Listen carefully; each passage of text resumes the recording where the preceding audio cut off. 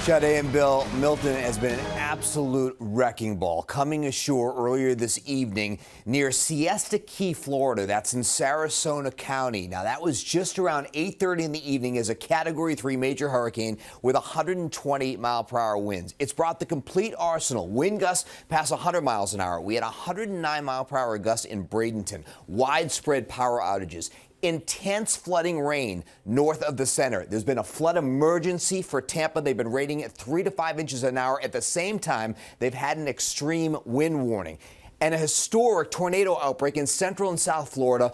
30 tornadoes at least reported, one of which went over Wellington, Florida, and was strong enough to toss this car into the side of the house and shear off this tree. So we're not talking small tornadoes, large violent tornadoes on the East Coast. That was just west of Palm Beach. This is what the radar looked like as it came ashore. The heavy rains in Tampa. There is Sarasota. Let me show you Siesta Key right here. So Sarasota is just 2 miles away and in the eye right there. And that's where we find ABC's Victor Oquendo.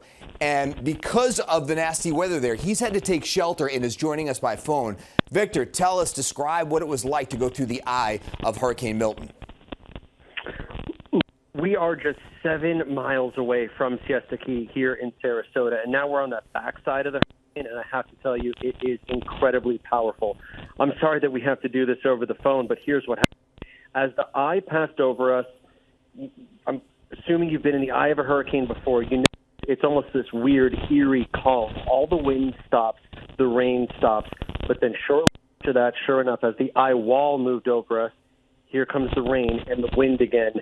And then all of a sudden, we felt this incredibly powerful gust of wind, and we just decided as a team we could no longer stay outside. And then sure enough, moments later, we learned that at Sarasota Bradenton International Airport, they reported a wind gust of 102 miles an hour, and we're staying directly across the street from the airport. So that's why we had to come inside, Lee.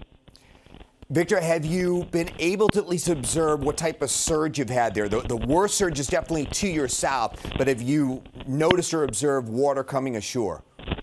We are actually staying about a mile inland. However, we'll tell you as that storm surge that it was definitely the big concern. That is what officials kept talking about. It brought 6 feet of storm surge to this area. Milton forced to bring up to 13 feet, twice that. And we've spent time going around the barrier islands here, the coastal communities.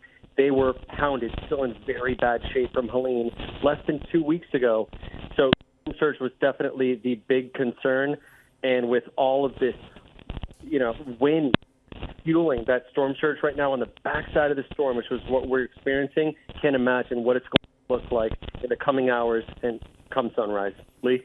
ABC's Victor Oquendo from the Sarasota area. All right, stay safe overnight, Victor. You've got a few more hours. The winds are going to start to come down because you're now going to be on the backside of this storm, the worst of the storm moving inland right now.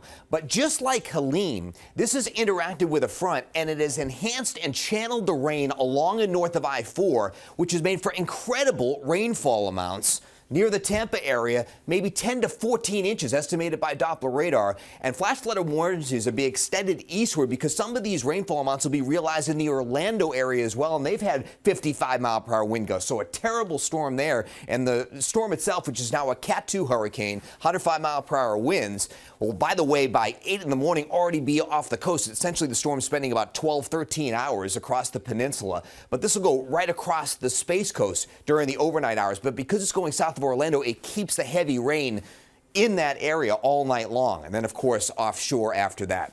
So for the rest of the night, we're still going to deal with the surge. Look at the wave action coming on shore and battering the west coast.